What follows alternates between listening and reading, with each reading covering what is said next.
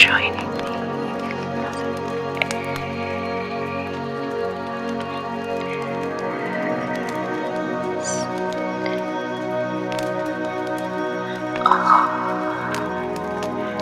Reading video.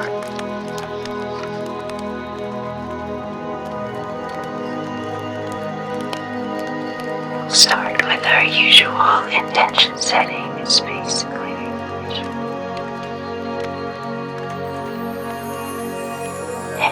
this book is called The Shuttle by Frances Hodgson Burnett, who wrote The Secret Garden. This book was published in 1907. Not sure if you'll be able to see it. You may have to zoom it, but it was copyrighted in 1907. And is about a rich, wealthy American New York heiress and a British nobleman, aristocratic nobleman who is broke, basically, in financial ruin, which was actually quite a popular thing to do, apparently, for these British aristocrats to go to America to find a rich heiress to marry to help them financially. So it's likely she was inspired by the gossipy news articles in the newspapers about the various families, one of them being the Marble Rose, for example. And this is actually very Downton Abbey, right? I would love that was pretty. This is a relic of that time, quite literally. So,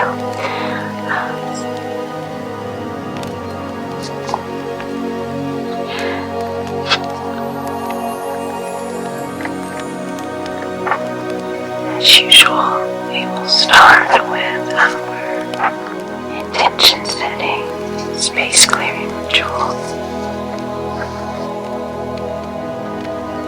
Get into the story.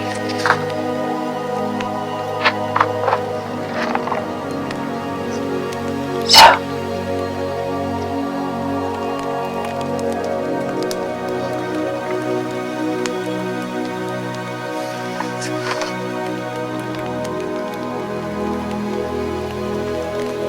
without further ado, sit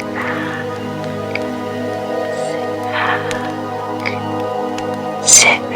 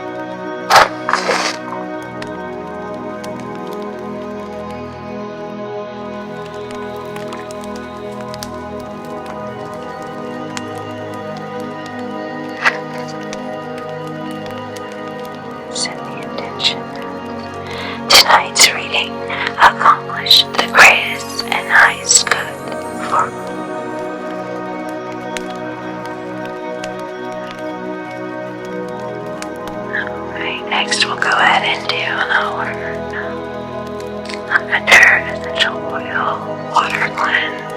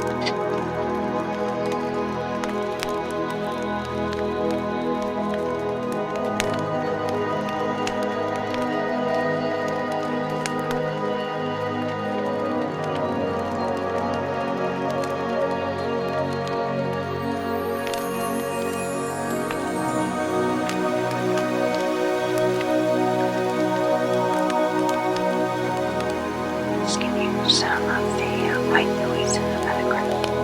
I guess it shouldn't be.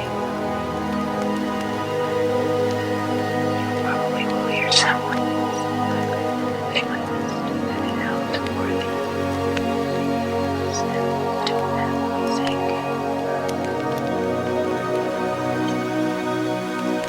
Thank you so much.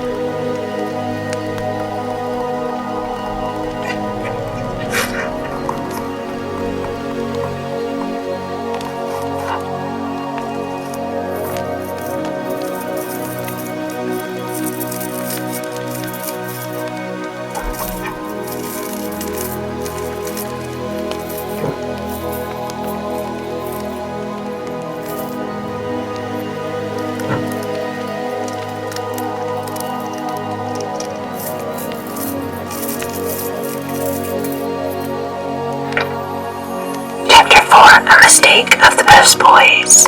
As the weeks passed at Stormcourt, the Atlantic Ocean seemed to Rosalie and Struthers to widen endlessly in gay, happy, noisy New York to recede until it was as far away as some memory of heaven. The girl had been born in the midst of the rattling, rumbling bustle, and it had never struck her as assuming the character of noise. She had only thought of it as being the cheerful confusion inseparable from town. She had been secretly offended and hurt when strangers said that New York was noisy and dirty.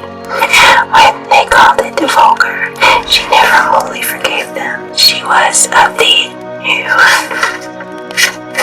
Yorkers who adore their New York aspirations, adore Paris, and who feel that only within its beloved boundaries can the breath of life be breathed.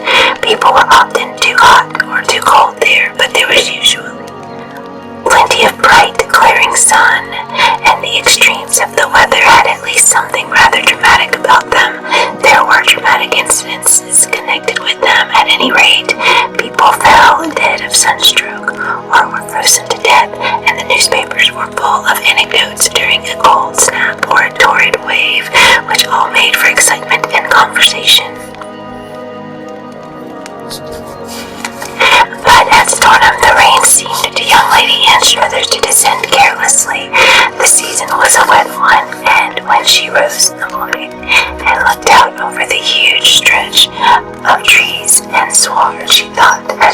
saw the rain falling either in hopeless sheets or more hopeless drizzle.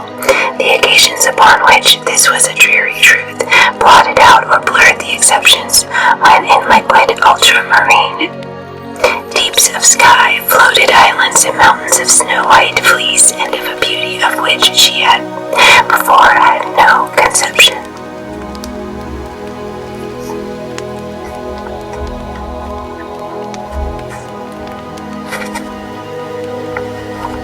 In the English novels she had read, places such as Downton Court were always filled with house parties made up of wonderful town wits and beauties who provided endless entertainment for each other, who played games, who hunted and shot pheasants and shone in dazzling amateur theatricals. There were, however, no visitors at Stornham, and there were in fact no accommodations for any. There were numberless bedrooms, but none really fit for guests to occupy. Carpets and curtains were ancient and ragged, furniture was dilapidated, chimneys would not draw, beds were falling to pieces. The Dowager Lady Anne Struthers had never either attracted, desired, or been able to afford company. Her son's wife suffered from the resulting boredom and unpopularity without being able to comprehend the significance of the situation. As the weeks dragged by, a few heavy carriages deposited at the court, a few callers, and some of the visitors bore imposing titles which made Rosalie very nervous and caused her hastily to array herself. Some of the visitors bore imposing titles which made Rosalie very nervous and caused her hastily to array herself to receive them in toilets much too pretty and delicate for the occasion. Her innocent idea was that she must do her husband credit by appearing as stylish as possible. As a result, she was stared at either with open disfavor or with well-bred furtive criticism, and was described afterwards as being either very American or very overdressed. When she had lived in huge rooms in Fifth Avenue, Rosalie had changed her attire as many times a day as she had changed her fancy. Every hour had been filled with engagements and amusements. The Vanderpool carriages had driven up to the door and driven away again and again, through the mornings and afternoons and until midnight and later. Someone was always going out or coming in. There had been in the big handsome house not much more of an air of repose than one might expect to find at a railway station. But the flurry, the coming and going, the calling and chatting with all, had all been cheery, amiable. At Stornham, Rosalie sat at breakfast before unchanging boiled eggs, unfailing toast, and unalterable broiled bacon morning after morning. Sir Nigel sat and munched over the newspapers, his mother with an air of relentless disapproval from a lofty height of both her food and companions, disposed of her eggs and her rasher at Rosalie's right hand. She had transferred to her daughter-in-law her previously occupied seat at the head of the table. This had been done with a carefully prepared scene of intense, though correct, disagreeableness, in which she had managed to convey all the rancor of her dethroned spirit in her disapproval and disdain of international alliances. It is, of course, proper that you should sit at the head of your husband's table, she had said. Among other agreeable things, a woman having devoted her life to her son must relinquish her position to the person he chooses to marry. If you should have a son, and you will give up your position to his wife. Since Nigel has married you, he has, of course, a right to expect that you will at least make an effort to learn something of what is required of women of your position. Sit down, Rosalie, said Nigel. Of course you take the head of the table, and naturally you must learn what is expected of my wife. But don't talk confounded rubbish, mother, about devoting your life to your son. We have seen about as little of each other as we could help. We never agreed. They were both bullies, and each made occasional efforts at bullying the other without any particular result. But each could at least bully the other into intensified unpleasantness. The vicar's wife, having made her call of ceremony upon the new Lady Anne Struthers, followed up the acquaintance, and found her quite exotically unlike her mother-in-law, whose charities one may be sure had neither been lavish nor dispensed by any hand less impressive than her own. The younger woman was of wholly malleable material. Her sympathies were easily awakened, and her purse was well filled and readily opened. Small families or large ones, newly born infants or newly buried at once. Old women with bad legs and old men who needed comforts equally touched her heart. She innocently bestowed half-crowns when an Englishwoman would have known that half-crowns would have been sufficient. As vigorous was her almoner, that lady felt her importance rapidly on the increase. When she left the cottage saying, "I'll speak to young Lady Anstruthers about you," the good woman of the house curtsied low, and her husband touched his forehead respectfully. But this did not advance the fortunes of Sir Nigel, who personally required of her very different things. 2 weeks after her arrival at Stornham, Rosalie began to see somehow she was regarded as a person almost impudently in the wrong. It appeared that if she had been an English girl, she would have been quite different, that she would have been an advantage rather instead of a detriment. As an American, she was a detriment. That seemed to go without saying. She tried to do everything she was told and learned something from each cold insinuation. She did not know that her very amenability and timidity were undue.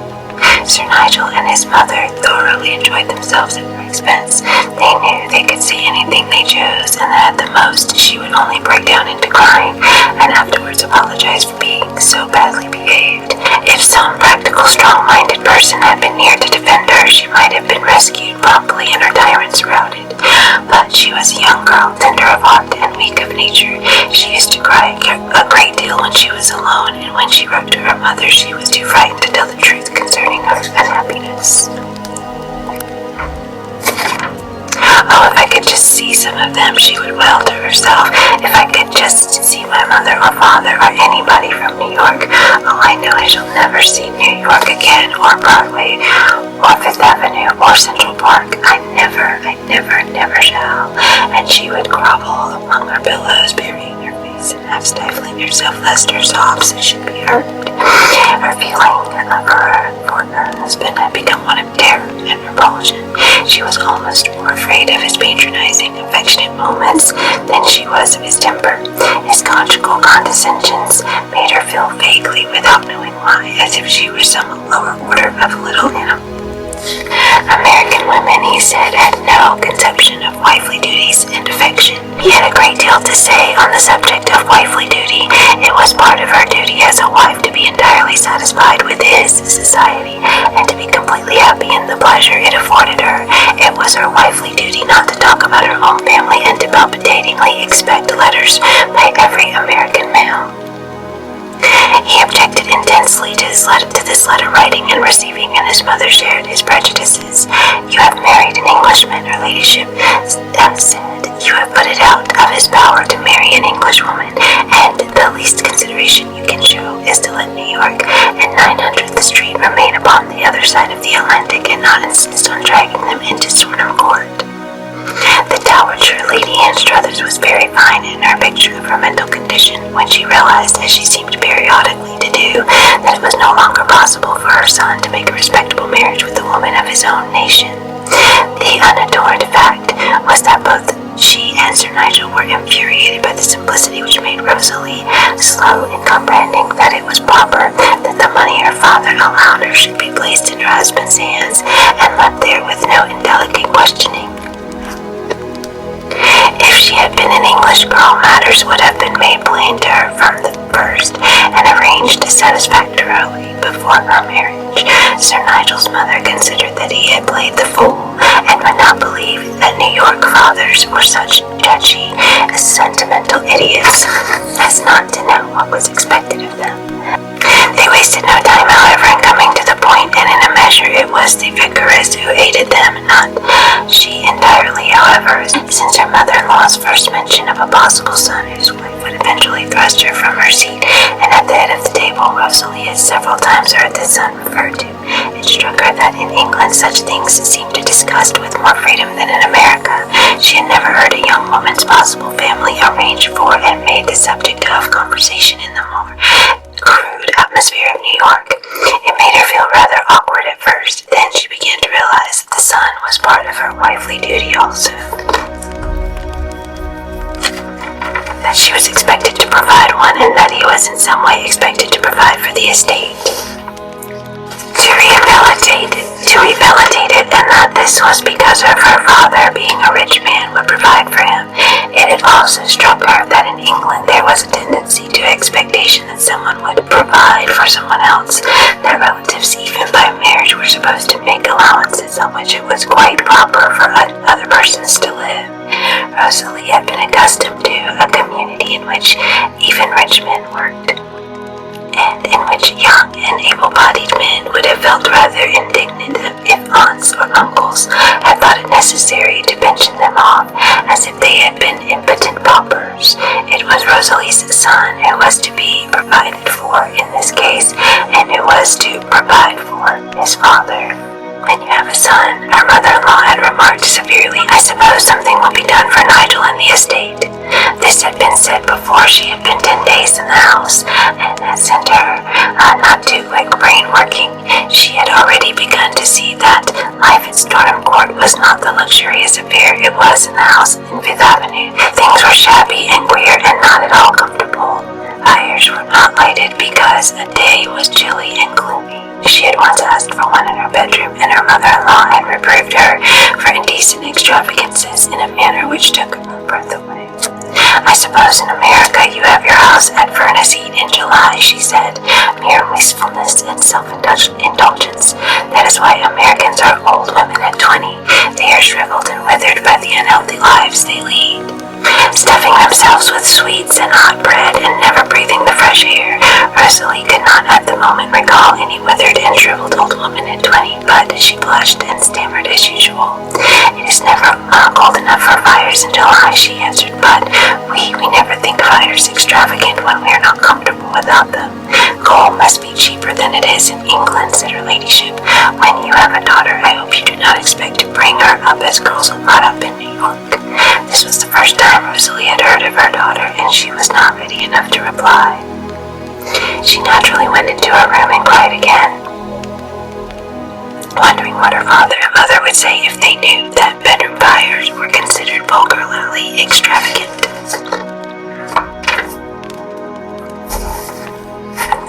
By an impressive member of the British aristocracy, she was not at all strong at the time and was given to feeling chilly and miserable on wet, windy days. She used to cry more than ever, and was so desolate that there were days when she used to go to the vicarage for companionship. On such days, the vicar's wife would entertain her with stories of the villagers' catastrophes, and she would empty her purse upon the tea table and feel a little consoled because she was the means of consoling someone else. "I suppose it gratifies your vanity to play the Lady Bountiful," Sir Nigel sneered one evening, having heard in the village that what she was doing. "I never thought of such a thing," she stammered feebly. "Mrs. Brent said they were so poor." "You throw your money about as if you were a child," said her mother-in-law. "It's a pity it is not put in the hands of some person with discretion." It had begun to dawn upon Rosalie that her ladyship was deeply convinced that either herself or her son would be admirably discreet custodians of the money referred to, and even the dawning of this idea had frightened the girl. She was so inexperienced and ignorant that she felt it might be possible that in England one's husband and one's mother-in-law could do what they liked. It might be that they could take possession of one's money as they seemed to take possession of one's self and one's very soul. She would have been very glad to give them money, and had indeed wondered frequently if she might dare to offer it to them if they would be outraged and insulted and slay her in their wrath at her proud daring. She had tried to invent ways in which she could approach the subject, but had not been able to screw up her courage to any sticking point. She was so overpowered by her consciousness that they seemed continually to intimate that Americans with money were ostentatious and always laying stress upon the amount of their possessions. She had no conception of the primeval simpleness of their attitude in such matters, and that no ceremonies were necessary to save the process of transferring sufficiently large sums, as though they were the mere right of the recipients. She was taught to understand this later. In the meantime, however, ready as she would have been to give large sums if she had known how, she was terrified by the thought that it might be possible that she could be deprived.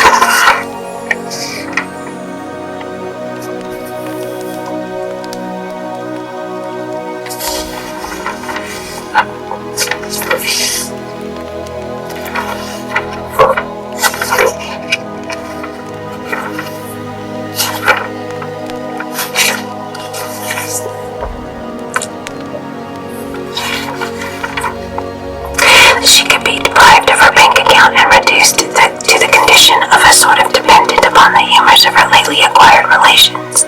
She thought over this a good deal and would have found immense relief if she dared have consulted anyone, but she could not make up her mind to reveal her unhappiness to her people.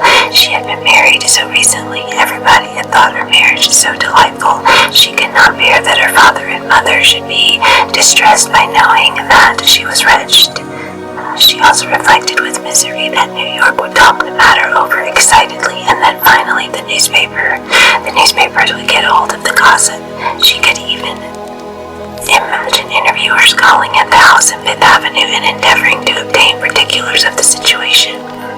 Her father would be angry and refuse to give them, but that would make no difference. The newspapers would give them, and everybody would read what they said, whether it was true or not. She could not possibly write facts, she thought, so her poor little letters were restrained and unlike herself, and to the warm-hearted souls in New York, even appearing stiff and unaffectionate, as if her aristocratic surroundings had chilled her love for them. In fact, it became far from easy for her to write at all, since Sir Nigel so disapproved of her interest in the American mail. His objections had indeed taken the form of his feeling himself quite within his rights, when he occasionally intercepted letters from her relations with the view of finding out whether they contained criticisms of himself, which would betray that she had been guilty of indiscreet confidences.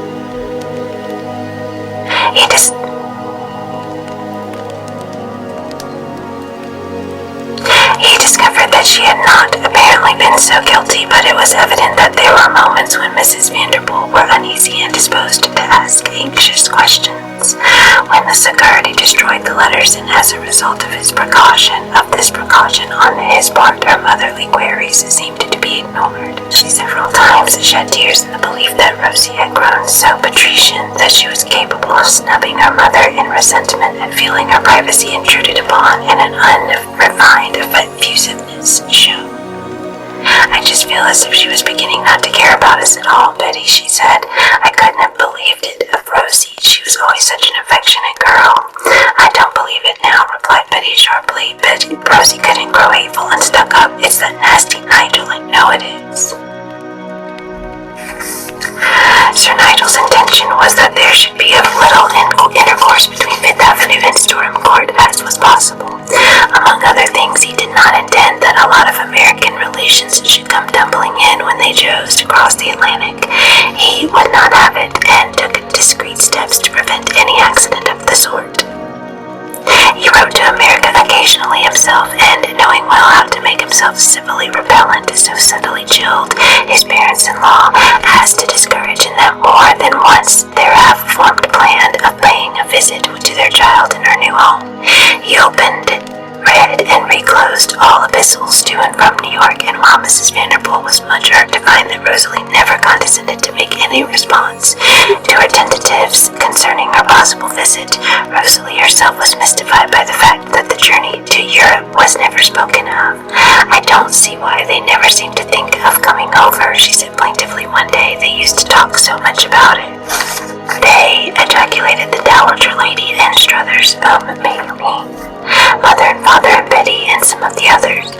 Her mother-in-law put up her eyeglasses to stare at her. The whole family, she inquired. There are not so many of them, Rosalie answered. A family is always too many to descend upon a young woman when she is married, observed her ladyship unmovedly. Nigel glanced over the top of his Times. I may as well tell you that it would not do at all, he put in. Why not? Exclaimed Rosalie, aghast. Americans don't do in English society, slightingly. But they are coming over so much. They like London, so all Americans like London, do they? With a drawl which made Rosalie blush until the tears started to her eyes. I am afraid this sentiment is scarcely mutual. Rosalie turned and fled from the room. She turned and fled because she realized that she should burst out crying if she waited to hear another word, and she realized that of late she seemed always to be bursting out crying before one or the other of those two. She could not help it. They always seemed to be implying something slighting or scathing. They were always putting her in the wrong and hurting her feelings.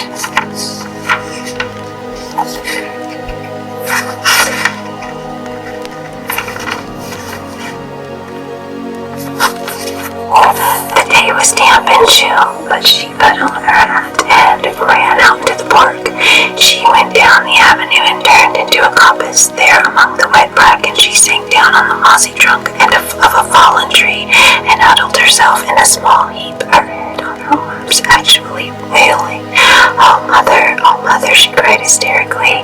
Oh, I do wish you would come. I'm so cold, mother, I'm so ill, I can't bear it. It seems as if you'd forgotten all about me. You're all so happy in New York that perhaps you've forgotten. Perhaps you have.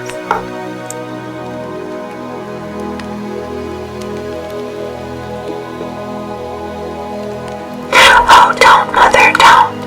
It was a month later that that through the vicar's wife, she reached a discovery and a climax. She had heard one morning from this lady of a misfortune which had befallen a small farmer. It was a misfortune which was an actual catastrophe to a man in his position. His house had caught fire during a gale of wind, and the fire had spread out to the outbuildings and brickyard and swept away all his belongings, his house, his furniture, his hay ricks and stored grain, and even his few cows and horses.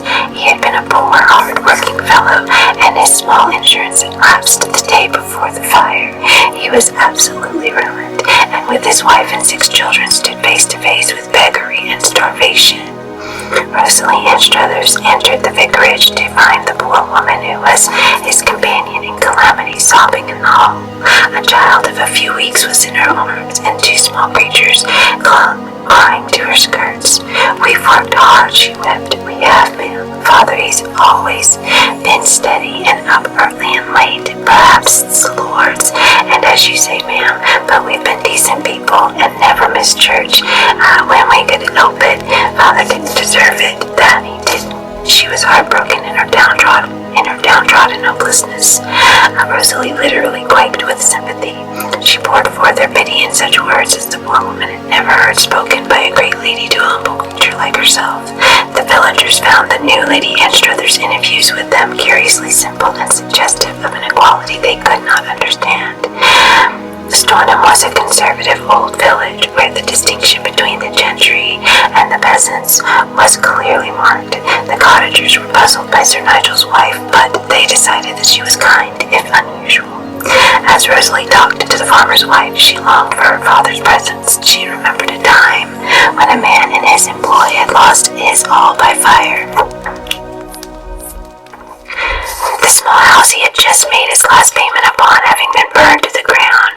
He had lost one of his children in the fire, and the details had been heartrending. The entire Vanderpool household had wept on hearing them, and Mr. Vanderpool had drawn a check which seemed like a fortune to the sufferer. A new house had been bought, and Mrs. Vanderpool and her daughters and friends had bestowed furniture and clothing enough to make the family comfortable to the verge of luxury. See, you poor thing, said Rosalie, glowing with memories of this incident, her homesick young soul comforted by the mere likeness in the 2 calamities. I brought my checkbook with me because I meant to help you. A man who worked for my father had his house burned just as yours was, and my father made everything all right for him again. I'll make it all right for you. I'll make you a check for £100 now, and then when your husband begins to build, I'll give him some more. The woman gasped for breath and turned pale. She was frightened. It really seemed as if her ladyship must have lost her wits a little. She could not mean this. The vicaress turned pale also. Lady Anstruthers, she said. Lady Anstruthers, it's too much. Sir Nigel, too much, exclaimed Rosalie. They have lost everything, you know, their hay ricks and cattle as well as their house. I guess it won't be half enough. Mrs. Brent dragged her into the vicar's study and talked to her. She tried to explain that in English villages such things were not done in a manner so casual as if they were the mere result of unconsidered feeling, as if they were quite natural things such as any human person might do. When Rosalie cried, but why not? Why not? They ought to be. Mrs. Brent could not seem to make herself quite clear. Rosalie only gathered in a bewildered way that there ought to be more ceremony, more deliberation, more holding off before a person of rank indulged in such munificence. The recipient ought to be made to feel it more, to understand fully what a great thing was being done. They will think you will do anything for them. So I will, said young Lady Anstruthers, if I have the money when they are in such awful trouble. Suppose we lost everything in the world, and there were people who could easily help and wouldn't. You and Sir Nigel, that is quite different, said Mrs. Brent. I am afraid that if you do not discuss the matter and ask advice from your husband and mother-in-law, they will be very much offended. If I were doing it with their money, they would have the right to be, replied Rosalie with entire ingenuousness. I wouldn't presume to do such a thing as that. That wouldn't be right, of course. They will be angry with me, said the vicaress awkwardly. This queer, silly girl who seemed to see nothing in the right light frequently made her feel awkward. Mrs. Brent told her husband that she appeared to have no sense of dignity or proper appreciation of her position. The wife of the farmer, John Wilson, carried away the check, quite stunned. She was breathless with amazement and turned rather faint with excitement, bewilderment, and her sense of relief. She had to sit down in the vicarage kitchen for a few minutes and drink a glass of the thin vicarage beer. Rosalie promised that she would discuss the matter and ask advice when she returned to the court. Just as she left the house, Mrs. Brent suddenly remembered something she had forgotten. The Wilson trouble completely drove it out of my mind, she said. It was a stupid mistake of the postboy's. He left a letter of yours among mine when he came this morning. It was most careless. I shall speak to his father about it. It might have been important that you should receive it early. When she saw the letter, Rosalie uttered an exclamation. It was addressed in her father's handwriting. Oh, she cried. It's from father, and the postmark is Havre. What does it mean? She was so excited that she almost forgot to express her thanks. Her heart leaped up in her throat. Could they have come from America? Could they? Why was it written from Havre? Could they be near her? She walked along the road choked with ecstatic laughing sobs. Her hand shook so that she could scarcely tear open the envelope. She tore a corner of the letter, and when the sheet was spread open, her eyes were full of wild, delighted tears which made it impossible for her to see for the moment. But she swept away the tears and read this. Dear daughter, it seems if we had had pretty bad luck in not seeing you. We had counted on it very much, and your mother feels it all the more because she is weak after her illness. We don't quite understand why you did not seem to know about her having that diphtheria in Paris. You did not answer Betty's letter. Perhaps it missed you in some way. Things do sometimes go wrong in the mail, and several times your mother has thought a letter has been lost. She thought so because you seemed to forget to refer to things. We came over to leave Betty at a French school, and we had expected to visit you later. But your mother fell ill of diphtheria, and not hearing from you seemed to make her homesick, so we decided to return to New York by the next steamer. I ran over to London, however, to make some inquiries about you, and on the first day I arrived, I met your husband in Bond Street. He at once explained to me that you had gone to a house party at some castle in Scotland, and said you were well and enjoying yourself very much, and he was on his way to join you. I am sorry, daughter, that it has turned out that we could not see each other. It seems a long time since you left us, but I am very glad, however, that you are so well and really like English life. If we had time for it, I'm sure it would be delightful. Your mother sends her love and wants very much to hear of all you are doing and enjoying, hoping that we may have better luck the next time we cross. Your affectionate father, Reuben L. Vanderpool. Rosalie found herself running breathlessly up the avenue. She was clutching the letter in her hand and staggering from side to side. Now and then she uttered horrible little short cries like an animal's. She ran and ran, seeing nothing, and now and then, with the clenched hand in which the letter was crushed, striking a sharp blow at her breast. She stumbled up the big stone steps she had mounted on the day that she was brought home as a bride. Her dress caught up her feet, and she fell on her knees and scrambled up again. Gasping, she dashed across the huge dark hall, and hurling herself against the door of the morning room, appeared disheveled, haggard-eyed, and with scarlet patches on her wild white face before the dowager, who started angrily to her feet. Where's Nigel? Where's Nigel? She cried out. Frenziedly. What in heaven's name do you mean by such manners? Demanded her ladyship. Apologize at once. Where's Nigel? Nigel, the girl raved. Nigel, I will see him. I will see him. She who had been the mildest of sweet-tempered creatures all her life had suddenly gone gone almost insane with heartbreak, hysteric grief, and rage. She did not know what she was saying and doing. She only realized in the agony of despair that she was a thing caught in a trap, that these people had her in their power, and that they had tricked and lied to her and kept her apart from what her girl's heart so cried out to and longed for. That these people had her in their power, and that they had tricked her and lied to her and kept her apart from what her girl's heart so cried out to and longed for. Her father, her mother, her little sister, they had been near her and had been lied to and sent away. "You are quite mad, you violent, uncontrolled creature," cried the dowager furiously. "You ought to be put in a straitjacket and drenched with cold water." Then the door opened again and Nigel strode in. He was in riding dress and was breathless and livid with anger. He was in a nice mood to confront a wife on the verge of screaming hysterics after a bad half-hour with his steward, who had been talking of impending disasters he had heard by chance of Wilson's conflagration. An £100 check. He had galloped home at the top of his horse's speed. "Here is your wife, raving mad," cried out his mother. Rosalie staggered across the room to him. She held up her hand, clenching the letter, and shook it at him. "My mother and father have been here," she shrieked. "My mother has been ill. They wanted to come see me. You knew, and you kept it from me. You told my father lies, lies, hideous lies. You said I was away in Scotland enjoying myself, and when I was here and dying with homesickness, you made them think I did not care for them or for New York. You have killed me. Why did you do such a wicked thing?" He looked at her with glaring eyes. If a man born a gentleman is ever in the mood to kick his wife to death, as costermongers do, he was in that mood. He had lost control over himself as completely as she had, and while she was only a desperate, hysterical girl, he was a violent man. "I did it because I did not mean to have them here," he said. "I did it because I won't have them here. They shall come," she quavered shrilly in her wildness. "They shall come to see me. They are my own father and mother, and I will have them." He caught her arm in such a grip that she must have thought he would break it, if she could have thought or felt anything. "No, you will not have them," he ground forth between his teeth. "You will do as I order you, and learn to behave yourself as a decent married woman should. You will learn to obey your husband and respect his wishes and control your devilish American temper." "They have gone, wailed Rosalie. "You sent them away. My mother, my father, my sister."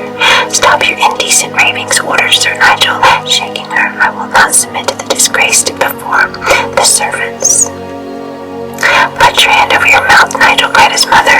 "The very scullery maids will hear." She was as infuriated as her son, and indeed to behold civilized human beings in the state of uncontrolled violence these three had reached was a sight to shudder at. "I won't stop," cried the girl. "Why did you take me away from everything? I was quite happy. Everybody was kind to me. I loved people. I had everything. No one ever ill-used anyone." Sir Nigel clutched her arm more brutally still and shook her with absolute violence. Her hair broke loose and fell about her awful little distorted, sobbing face. "I did not take you to give you an opportunity to display your vulgar ostentation by throwing away £100 checks to villagers," he said. "I didn't take you to give you the position of a lady and be made a fool of by you. You have ruined him," burst forth his mother. "You have put it out of his power to marry an Englishwoman who would have known it was her duty to give something in return for his name and protection." Her ladyship had begun to rave also, and as mother and son were in equal violence when they had ceased to control themselves, Rosalie began to find herself enlightened and unsparing. She and her people were vulgar sharpers. They had trapped a gentleman into a low American marriage, and had not the decency to pay for what they had got. If she had been an Englishwoman, well-born and of decent breeding, all her fortune would have been properly transferred to her husband, and he would have had the dispensing of it. Her husband would have been in the position to control her expenditure and see that she did not make a fool of herself. As it was, she was the derision of all decent people, of all people who had been properly brought up and knew what was in good taste and of good morality. First it was the dowager who poured forth, and then it was interrupted one another with exclamation and interpolations. They had so far lost themselves that they did not know they became grotesque in the violence of their fury. Rosalie's brain whirled. Her hysteria mounted and mounted. She stared first at one and then the other, gasping and sobbing by turns. She swayed on her feet and clutched at a chair. I did not know, she broke forth at last, trying to make her voice heard in the storm. I never understood. I knew something made you hate me, but I didn't know you were angry about money. She laughed tremulously and wildly. I would have given it to you. Father would have given you some if you had been good to me. The laugh became hysterical beyond her management. Peal after peal broke from her. She shook all over with her ghastly merriment, sobbing at one at the same time. Oh, oh, oh, she shrieked. You see, I thought you were so aristocratic. I wouldn't have dared to think of such a thing. I thought an English gentleman. Oh, to think it was all because I did not give you money, just common dollars and cents that I daren't offer to a decent American who could work for himself. Sir Nigel sprang at her. He struck her with his open hand upon the cheek, and as she reeled, she held up her small, feverish, shaking hand, laughing more wildly than before. You ought not to strike me, she cried. You oughtn't. You don't know how valuable I am. Perhaps, with a little crazy scream, perhaps I might have a son. She fell in a shuddering heap, and as she dropped, she struck heavily against the protruding end of an oak chest and lay upon the floor, her arms flung out and limp as if she were a dead thing.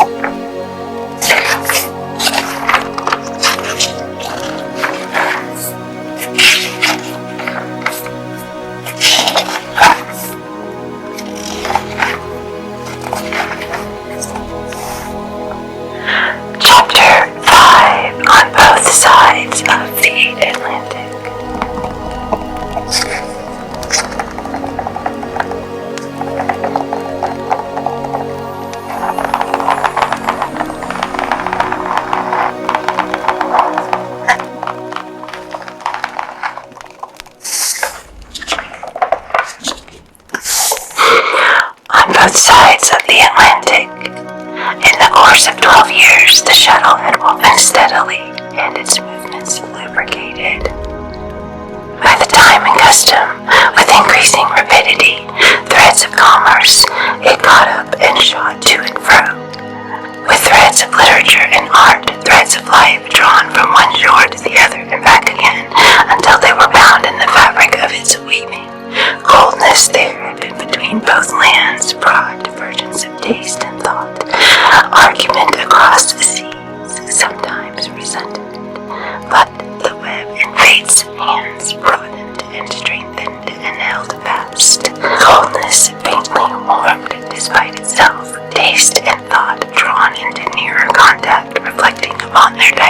differences grew into tolerance and the knowledge that the diverging, seen more clearly, was not so broad. Argument coming within speaking distance reasoned itself to logical and practical conclusions. Problems which had stirred anger began to find solutions. Books, in the first place, did perhaps more than all else. Cheap, pirated editions of English works, much quarreled over by authors and publishers, being scattered over the land brought before American eyes, soft, home-like pictures of places which were, after all, was said and done, the homes of those who read of them, at least in the sense of having been the birthplaces of fathers or grandfathers. Some subtle, far-reaching power of nature caused a stirring of the blood, a vague, unexpressed yearning and lingering over pages which depicted sweet, green lanes, broad acres, rich with centuries of nourishment and care, gray church towers, red roofs, and village children playing before cottage doors. None of these things were new to those who pondered over them. Kinsmen had dwelt on memories of them in their fireside talk, and their children had seen them in fancy and in dreams. Old grievances, having had time to fade away and take on less poignant color, the stirring in the blood stirred also imaginations and wakened something akin to homesickness, though no man called the feeling by its name, and this perhaps was the strongest chord the shuttle wove, and was the true meaning of its power. Being drawn by it, Americans in increasing numbers turned their faces toward the older land. Gradually it was discovered that it was the simplest affair in the world to drive down to the wharves and take a steamer which landed one after a more or less interesting voyage in Liverpool or at some other convenient port. From there one went to London or Paris or Rome, in fact, whithersoever one's fancy guided, but first or last it always led the traveler to the treading of green velvet English turf, and once standing on such velvet, both men and women looking about them felt, despite themselves, the strange old thrill which some of them half resented and some warmly loved. In the course of 12 years, a length of time which will transform a little girl wearing a short frock into a young woman wearing a long one, the place of life and the ordering of society may become so altered as to appear amazing when one finds time to reflect on the subject. But one does not often find time. Changes occur so gradually that one scarcely observes them, or so swiftly that they take the form of a kind of amazed shock which one gets over as quickly as one experiences it, and realizes that its cause is already a fixed fact.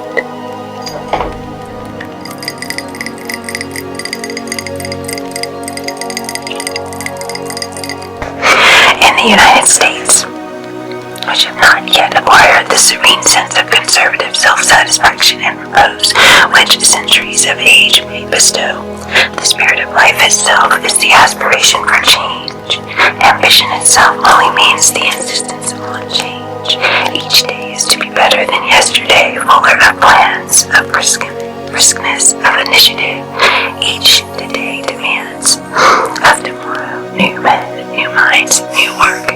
A today which has not launched new ships, explored new countries, constructed new buildings, added stories to old ones, may consider itself a failure, unworthy even of being consigned to the limbo of respectable yesterdays. Such a country lives by leaps and bounds. In the 10 years which followed the marriage of Reuben Vanderbilt's eldest daughter made many such bounds and leaps. They were years which initiated and established international social relations in a manner which caused them to incorporate themselves with the history of both countries. As America discovered Europe, that continent discovered America. American beauties began to appear in English drawing rooms in continental salons. They were presented at court and commented upon in the row and the bois. Their little transatlantic tricks of speech and their mots were repeated with gusto. It became understood that they were amusing and amazing. Americans came in as the heroes and heroines of novels and stories. Punch delighted in them vastly. Shopkeepers and hotel proprietors stocked, furnished, and provisioned for them. They spent money enormously and were singularly different at the outset under imposition. They came over in a manner as epic-making, though less warlike than that of William the Conqueror. International marriages ceased to be a novelty as Bettina Vanderbilt grew up. She grew up, so to speak, in the midst of them. She saw her country, its people, its newspapers, its literature, innocently rejoiced by the alliances its charming young women contracted with foreign rank. She saw it affectionately, gleefully rubbing its hands over its duchesses, its countesses, its miladies. The American eagle spread its wings and flapped them, sometimes a trifle over this new but so natural and inevitable triumph of its virgins. It was, of course, only American that such things should happen. America ruled the universe, and its women ruled America, bullying it a little prettily, perhaps. What could be more a matter of course than that American women, being aided by adoring fathers, brothers, and husbands, sumptuously to ship themselves to other lands, should begin to rule these lands also? Betty, in her growing up, heard all this intimated at 12 years old. Though she had detested Rosalie's marriage, she had rather liked to hear people talk of the picturesqueness of places like Stoneham Court, and of the life led by women of rank in their houses in town and country. Such talk nearly always involved the description of things and people whose color and tone had only reached her through the medium of books, most frequently fiction. She was, however, of an unusually observing mind, even as a child, and the time came when she realized that the national bird spread its wings less proudly when the subject of international matches was touched upon, and even at such times showed signs of restlessness. Now and then things had not turned out as they appeared to promise. 2 or 3 seemingly brilliant unions had resulted in disaster.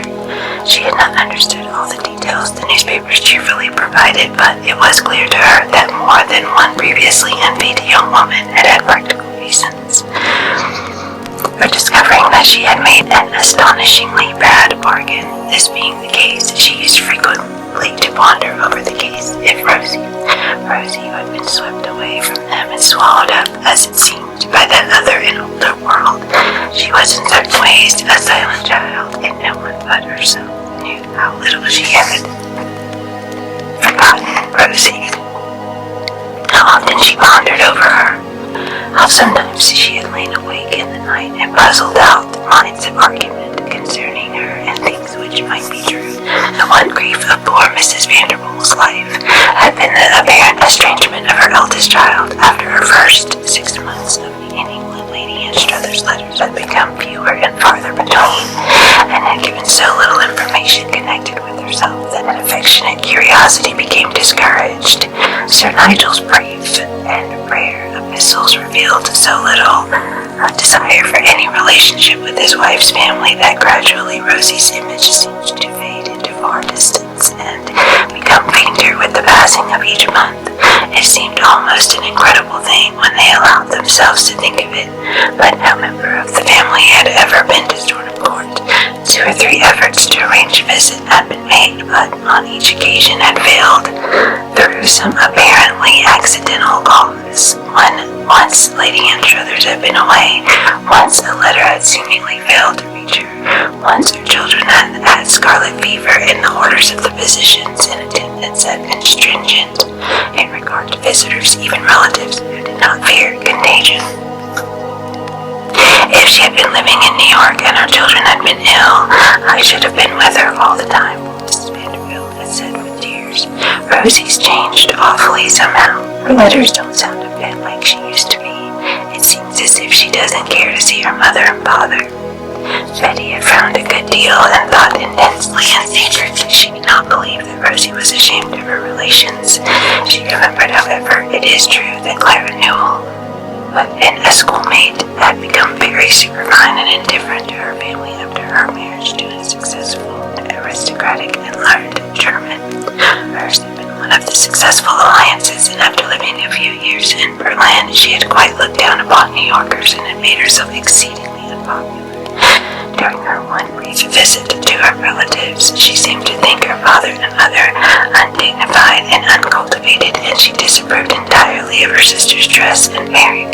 She said that they had no distinction of manner, and that all their interests were frivolous and unenlightened. But Clara always was a conceited girl, thought Betty. She was always patronizing people, and Rosie was only pretty and sweet. She always said herself that she had no brains, but she had a heart. After the lapse of a few years, there had been no further discussion of plans for visiting Stornham. Rosalie had become so remote as to appear almost unreachable. She had been presented at court. She had 3 children. The Dowager Lady Anne Struthers had died. Once she had written to her father to ask for a large sum of money, which he had sent to her because she seemed to want it very much. She required it to pay off certain debts on the estate and spoke touchingly of her boy who would inherit. He is a delicate boy, father, she wrote, and I don't want the estate to come to him burdened. When she received the money, she wrote gratefully of the generosity shown to her, but she spoke very vaguely of the prospect of seeing each other in the future. It was as if she felt her own remoteness even more than they felt it themselves.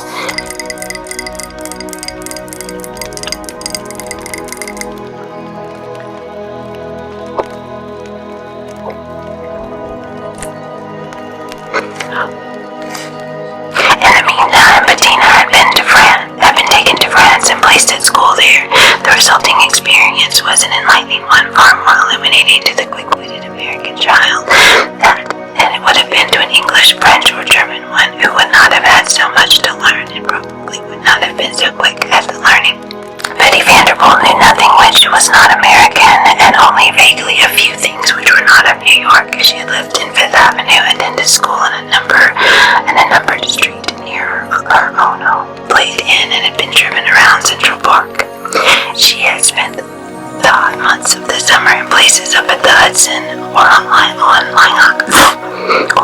Island and such resorts of pleasure. She had believed implicitly in all that she saw and knew. She had been surrounded by wealth and decent good nature throughout her existence, and had enjoyed her life far too much to admit of any doubt that America was the most perfect country in the world. Americans the cleverest and most amusing people, and that other nations were a little out of it, and consequently sufficiently scant of resource to render pity without condemnation a natural sentiment in connection with one's occasional thoughts of them. But hers was a mentality by no means ordinary, inheritance in her nature, yet combined with circumstances, as it has a habit of doing in all human beings. But in her case, the combinations were unusual and produced as a result somewhat remarkable. The quality of brains which, in the first Reuben Vanderpool had expressed itself in the marvelously successful planning and carrying to their ends of commercial and financial schemes, the absolute genius of penetration and calculation of the sordid and uneducated little trader in skins and barterer of goods, having filtered through 2 generations of gradual education and refinement of existence, which was no longer that of the mere trader, had been transformed in the great-granddaughter into keen, clear sight, level-headed perceptiveness, and a logical sense of values. As the first Reuben had known by instinct the values of pelts and lands, Bettina knew by instinct the values of qualities, of brains, of hearts, of circumstances, and the incidents which affect them. She was as unaware of the significance of her great possession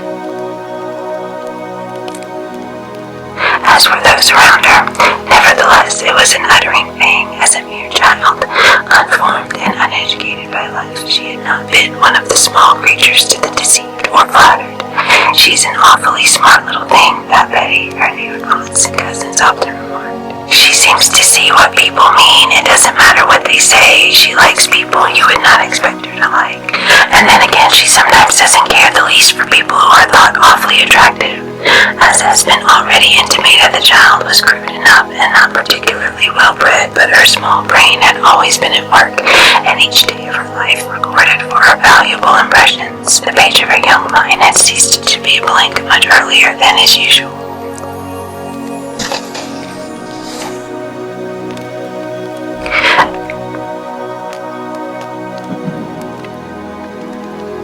comparing of these impressions with such as she received when her life in the French school was now afforded her active mental exercise.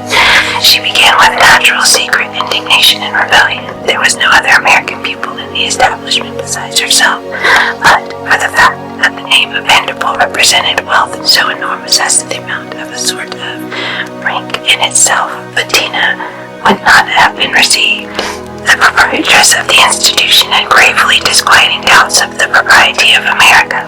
Her pupils were not accustomed to freedom of opinions and customs. An American child might either consciously or unconsciously introduce them, as this must be guarded against. Betty's first few months at the school were not agreeable to her. She was supervised and expurgated, as it were. Special sisters were told off to converse and walk with her. And she soon perceived that conversations were not only French lessons in disguise, but were lectures on ethics, morals, and good manners, imperfectly concealed by the mask and domino of amiable entertainment. She translated into English after the following manner of the facts her swift young perceptions gathered. There were things it was so inelegant to say that only the most impossible persons said them. There were things it was so inexcusable to do that when done, their inexcusability assumed the proportions of a crime. There were movements, expressions, points of view which one must avoid as one would avoid the plague. And they were all things, acts, expressions, attitudes of mind which Bettina had been familiar with from her infancy, and which she was well aware were considered almost entirely harmless and unobjectionable in New York, in her beloved New York, which was the center of the world, which was bigger, richer, gayer, more admirable than any other city known upon the earth. If she had not so loved it, if she had ever dreamed of the existence of any other place as being absolutely necessary, she would not have felt the thing so bitterly. But it seemed to her that all these amiable diatribes in exquisite French were directed at her New York, and it must be admitted that she was humiliated and enraged. It was a personal, indeed a family matter. Her father, her mother, her relatives, and friends were all in some degree exactly the kind of persons whose speech, habits, and opinions she must consciously avoid. But for the instinct of summing up values, circumstances, and intentions, it is probable that she would have lost her head, let loose her temper and her tongue, and have become insubordinate. But the quickness of perception which had revealed practical personalities to old Reuben Vanderpool revealed to her the value of French, which was perfectly fluent, a voice which was musical, movements which were grace, manners which had a still beauty. In comparing these things with others less charming, she listened and restrained herself, marking and inwardly digesting with a cleverness most enviable. Among her fellow pensioners, she met with discomforting illuminations which refined discipline also, though if she herself had been a less intellectual creature, they might have been embittering. Without doubt, Betty, even at 12 years old, was intellectual. Hers was the practical, working intellect which begins at duty at birth and does not lay down its tools because the sun sets. The little and big girls who wrote their exercises at her side did not deliberately enlighten her, but she learned from them in vague ways that it was not New York which was the center of the earth, but Paris or Berlin, Madrid, London or Rome. Paris and London were perhaps more calmly positive of themselves than other capitals, and were a little inclined to smile at the lack of seriousness in other claims. But one strange fact was more predominant than any other, and this was that New York was not counted as a civilized center at all. It had no particular existence. Nobody expressed this rudely. In fact, it did not acquire the form of actual statement at any time. It was merely revealed by amiable and ingenious consciousness of the circumstance that such a part of the world expected to be regarded or referred to at all.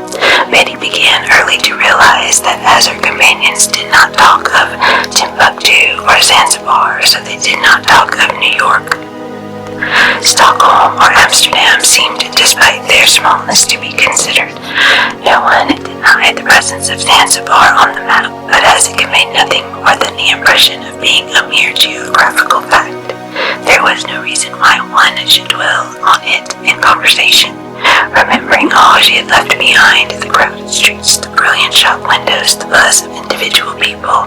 There were moments when Betty ground her strong little teeth that she wanted to express all these things, to call out, to explain, and command recognition for them, but her cleverness showed to her that argument or protestation would be useless. She could not make such errors understand. These were girls whose interest in America was founded on their impression that magnificent Indian chieftains in blankets and feathers stalked about the streets of the towns, and that Betty's own thick black hair had been handed down to her by some beautiful Minna or Pocahontas. When at first she was approached by timid, tentative questionings revealing this point of view, Betty felt awed and answered with unamiable curtness. No, there were no red natives in New York. There had been no red natives in her family. She had neither grandmothers nor aunts who were squaws, if they meant that. She felt so scornfully, so disgustedly indignant at their benighted ignorance that she knew she behaved very well in saying so little in reply. She could have said so much, but whatsoever she had said would have conveyed nothing to them.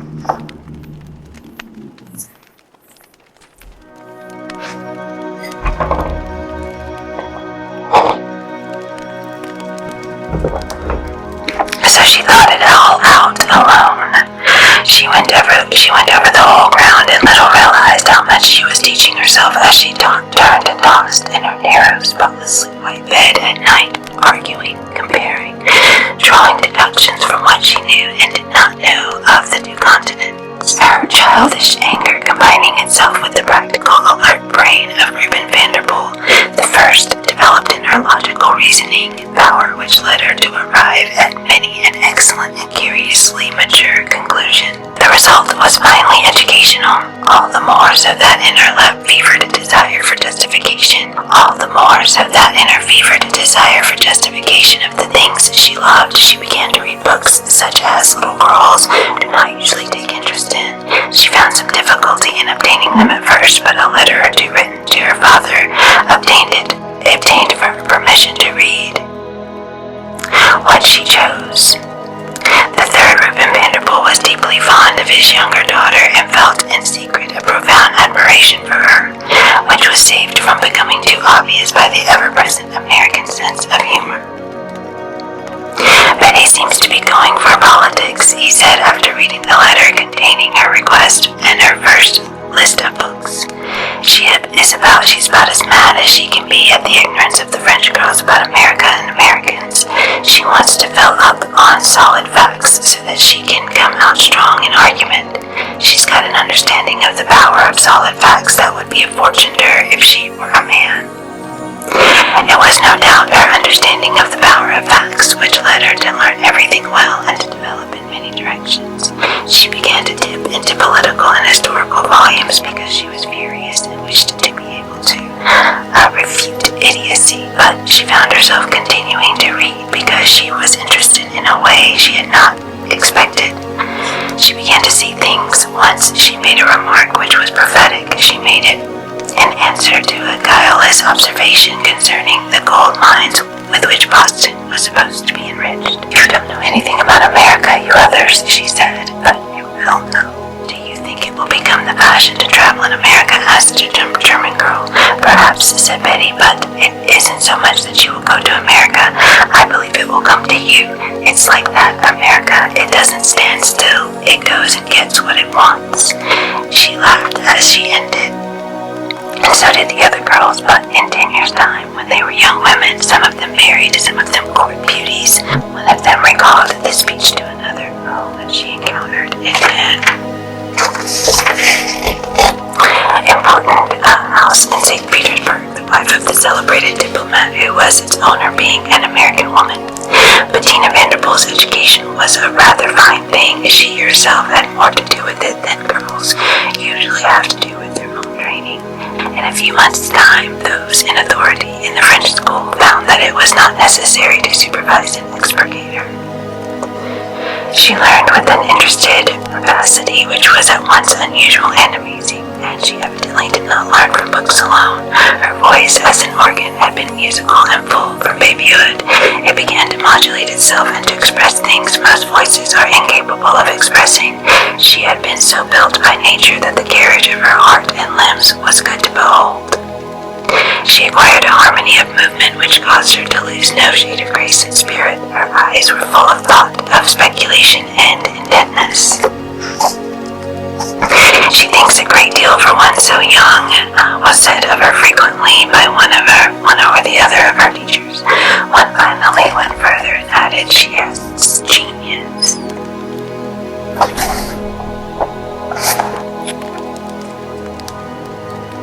This was true, she had genius, but it was not specialized. It was not genius which expressed itself through any one art.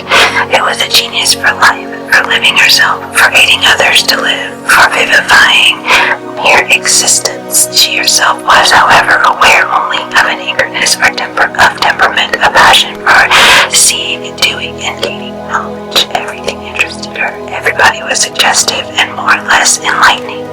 Her relatives thought her original in her fancies. They called them fancies because she was so young. Fortunately for her, there was no reason why she should not be gratified. Most girls preferred to spend their holidays on the continent. She elected to return to America every alternate year. She enjoyed the voyage and she liked the entire change of atmosphere and people. It makes me like both places more, she said to her father when she was 13. It makes me see things. Her father discovered that she saw everything. She was the pleasure of his life. He was attracted greatly by the interest she exhibited in all orders of things. He saw her make bold, ingenious plunges into all waters without any apparent consciousness that the scraps of knowledge she brought to the surface were unusual possessions for a schoolgirl. She had young views on the politics and commerce of different countries, as she had views on their literature. I swear they sound like me. Maybe a lot of you do, right? When Reuben Vanderpool swooped across the American continent on journeys of thousands of miles, taking her as a companion, he discovered that he actually placed a sort of confidence in her, summing up of men and schemes. He took her to see mines and railroads and those who worked them, and he talked them over with her afterward, half with a sense of humor, half with a sense of finding comfort in her intelligent comprehension of all he said. She enjoyed herself immensely and gained a strong picturesque of character. After an American holiday, she used to return to France, Germany, or Italy, with a renowned zest of feeling for all things romantic and antique. After a few years in the French convent, she asked that she might be sent to Germany. I am gradually changing into a French girl, she wrote to her father. One morning I found I was thinking it would be nice to go into a convent, and another day I almost entirely agreed with one of the girls who was declaiming against her brother, who had fallen in love with a Californian. You had better take me away and send me to Germany. Reuben Vanderpool laughed. He understood Betty much better than most of her relations did. He knew when seriousness underlay her debts, and his respect for her seriousness was great. He sent her to school in Germany. During the early years of her school days, Betty had observed that America appeared upon the whole to be regarded by her schoolfellows principally as a place to which the more unfortunate among the peasantry emigrated as steerage passengers. When things could become no worse for them in their own country, the United States was not mentally detached from any other portion of the huge western continent. Quite well-educated persons spoke casually of individuals having gone to America as if it were no particular difference between Brazil and Massachusetts. I wonder if you ever saw my cousin Gaston, a French girl, once asked her as they sat at their desks. He became very poor through ill living. He was quite without money, and he went to America. To New York, inquired Bettina. I'm not sure. The town is called Concepcion. That is not the United States, Betty answered disdainfully. That's in Chile. She dragged her atlas towards her and found the place. See, she said, it is 1,000 miles from New York. Her companion was a nearsighted, rather slow girl. She peered at the map, drawing a line with her finger from New York to Concepcion. Yes, they are at a great distance from one another, she admitted, but they are both in America. But not in the United States, cried Betty. French girls always seem to think that North and South America are the same, and that they are both the United States.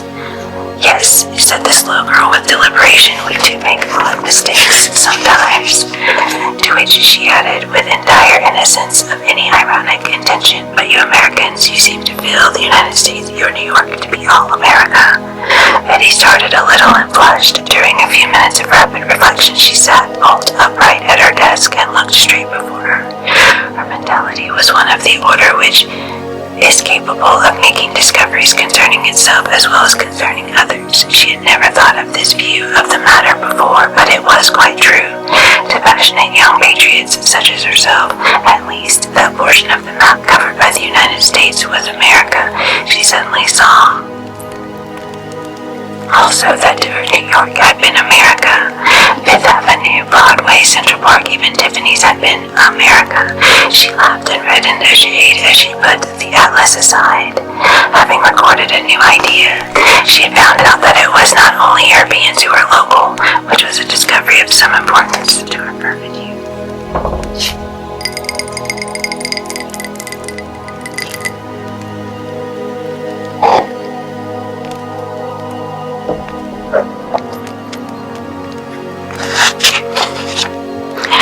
She thought so often of Rosalie, her attention was during the passing years naturally attracted by the many things that she heard of such marriages as were made by Americans with men of other countries than their own. She discovered that notwithstanding certain commercial views of matrimony, all foreigners who united themselves with American heiresses were not the entire brutes primitive prejudice might lead one to imagine. There were rather one-sided alliances which proved themselves far from happy. The cousin Gaston, for instance, brought home a bride whose fortune rebuilt and refurnished his dilapidated chateau, and who ended by making of him a well-behaved and cheery country gentleman, not at all to be despised in his amiable, if light-minded good nature and good spirits. His wife, fortunately, was not a young woman who yearned for sentiment. She was a nice-tempered, practical American girl who adored French country life and knew how to amuse and manage her husband.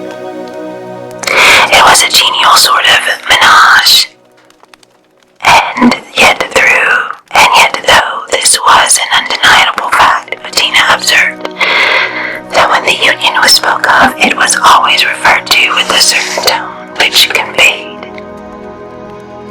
that, though one did not exactly complain of its having been undesirable, it was not quite what Gaston might have expected. His wife had money and was good-natured, but there were limitations to one's appreciation of a marriage in which husband and wife were not on the same plane.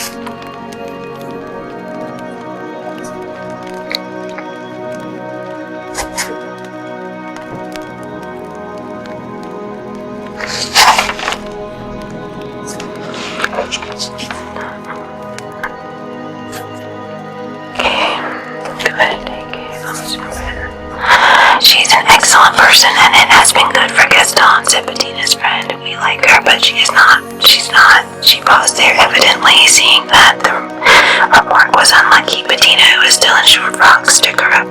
What is she not? She asked. It's difficult to explain to Americans. It's really not exactly a fault, but she is not of this world. But if he does not like that, said Bettina coolly, why did he let her buy him and pay for him?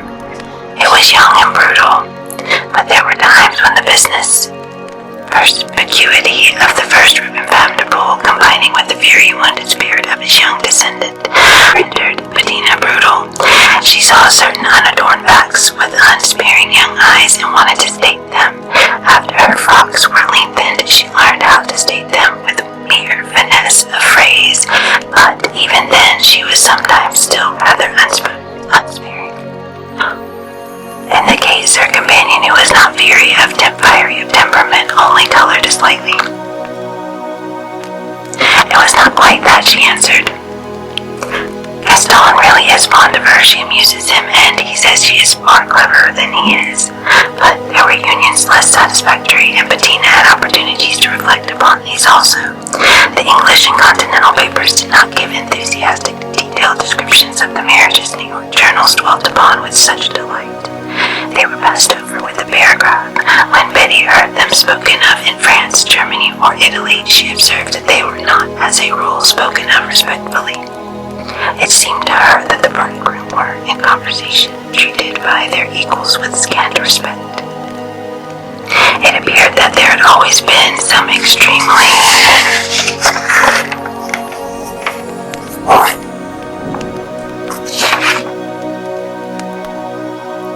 practical reason for the passion which had led them to the altar.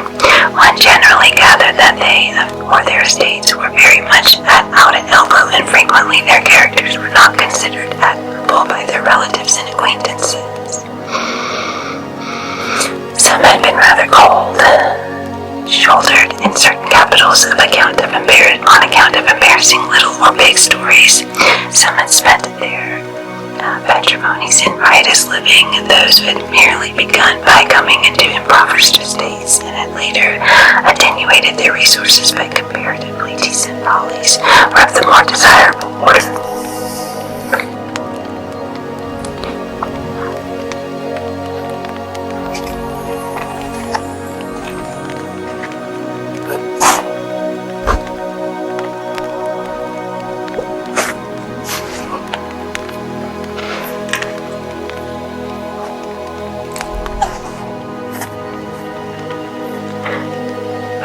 She was 19, Bettina had felt the blood surge in her veins more than once when she heard some convents and alliances over which she had seen her compatriots glow with affectionate delight.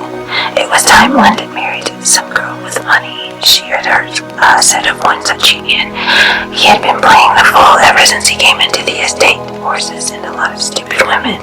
He had come some awful croppers during the last 10 years. Good enough looking girl, they tell me. The American he has married. Tremendous lot of money. Couldn't have picked it up on this side. English young women of fortune are not looking for that kind of thing. Poor old Billy wasn't good enough. Bettina told the story to her father when they next met. She had grown into a tall young creature by this time. Her low, full voice was like a bell and was capable of bringing forth some fine, mellow tones of irony. And in America we are pleased, she said, and flatter ourselves that we are receiving the proper tribute of adoration of our American wit and beauty. We plume ourselves on our conquests. No, Betty, said her father, his reflective deliberation at meeting. There are a lot of us who don't plume ourselves, particularly in these days. We are not as innocent as we were when this sort of thing began. We are not as innocent as we were when Rosie was married. And he sighed and rubbed his forehead with the handle of his pen. Not as innocent as we were when Rosie was married, he repeated. Bettina went to him and slid her fine young arm round his neck. It was a long, slim, round arm with the wonderful power to caress in its curves. She kissed Vanderpool's lined cheek. Have you had time to think much about Rosie? She said. I've not had time, but I've done it, he answered. Anything that hurts your mother hurts me. Sometimes she begins to cry in her sleep, and when I wake her, she tells me she's been dreaming that she has seen Rosie. I have had time to think of her, said Bettina. I have heard so much of these things. I was at school in Germany when Annie Butterfield and Baron Wallenstein-Dahl were married. I heard it talked about there, and then my mother sent me some American papers. She laughed a little, and for a moment her laugh did not sound like a girl's. Well, it's turned out badly enough. Her father commended the papers, had plenty to say about it later. There wasn't much he was too good to do to his wife, apparently. There was nothing too bad for him to do before he had a wife, said Bettina. He was black. It was an insolence that he should have dared to speak to Annie Butterfield. Well, somebody ought to have beaten him. Okay, I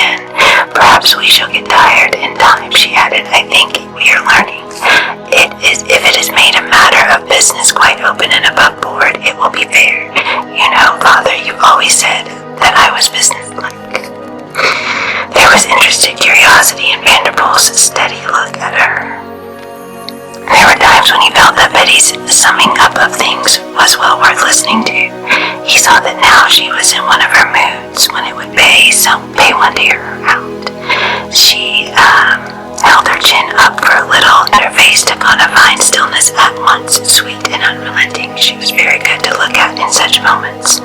Yes, he answered, you have a particularly level head for a girl. Well, she went on, what I see is that these things are not business, and they ought to be. If a man comes to a rich American girl and says, I and my title are for sale, will you buy us? If the girl is that kind of girl, wants that kind of man, she can look them both over and say, yes, I will buy you, and it can be arranged. He will not return the money if he is unsatisfactory, but she cannot complain that she has been deceived. She can only complain of when he pretends that he asks her to marry him because he wants her for his wife, because he would want her for his wife if she were as poor as himself. Let it be understood that he is property for sale. Let her make sure that he is the kind of property she wants to buy. Then, if when they are married, he is brutal or impudent, or his people are brutal or impudent, she can say, I will forfeit the purchase money, but I will not forfeit myself. I will not stay with you. They would not like to hear you say that, Betty, said her father, rubbing his chin reflectively. No, she answered, neither the girl nor the man would like it, and it is their business, not mine, but it is practical and would prevent silly mistakes. It would prevent the girls being laughed at. It is when they are flattered by the choice made of them that they are laughed at. No one can sneer at a man or woman for buying what they think they want and throwing it aside if it turns out a bad bargain. She had seated herself near her father. She rested her elbows slightly on the table and her chin in the hollow of her hand. She was a beautiful young creature. She had a soft curving mouth and a soft curving cheek which was warm rose. Taken in conjunction with those young charms, her next words had an air of incongruity. You think I am hard, she said. When I think of these things I am hard as nails. That is an Americanism, but it is a good expression. I am angry for America. If we are sordid and undignified, let us get what we pay for and make the others acknowledge that we have paid. She did not smile, nor did her father. Mr. Vanderpool, on the contrary, sighed. He had a dreary suspicion that Rosie, at least, had not received what she had paid for, and he knew she had not been in the least aware that she had paid or that she was expected to do so. Several times during the last few years, he had thought that if he had not been so hard worked, if he had had time, he would have seriously investigated the case of Rosie. But he was not aware that the profession of multimillionaires did not allow of any swerving from duty or of any interests requiring leisure. I wonder, Betty, he said quite deliberately, if you know how handsome you are. Yes, answered Bettina, I think so, and I am tall. It is the fashion to be tall now. It was early Victorian to be little. The Queen brought in the dear little women, and now the type has gone out. They will come to look at you pretty soon, said Vanderpool. What shall you say then? I, said Bettina, and her voice sounded particularly low and mellow. I have a little monomania, father. Some people have a monomania for one thing and some for another. Mine is for not taking a bargain from the ducal remnant counter.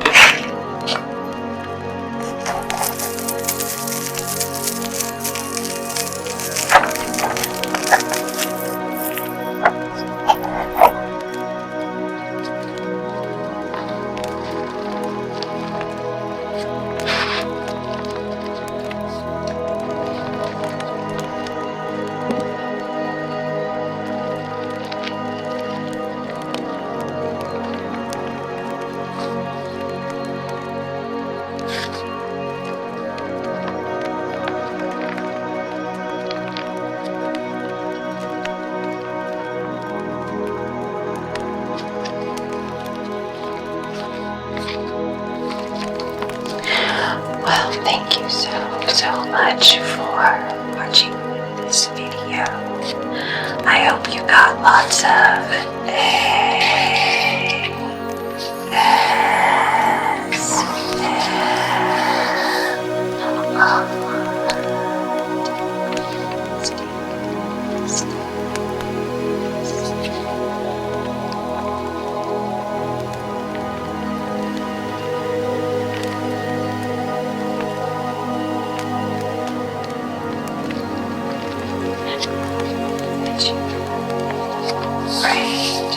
rest of the day, or evening, whatever it is, wherever you are, whatever it is, wherever you are, and I will see you in the next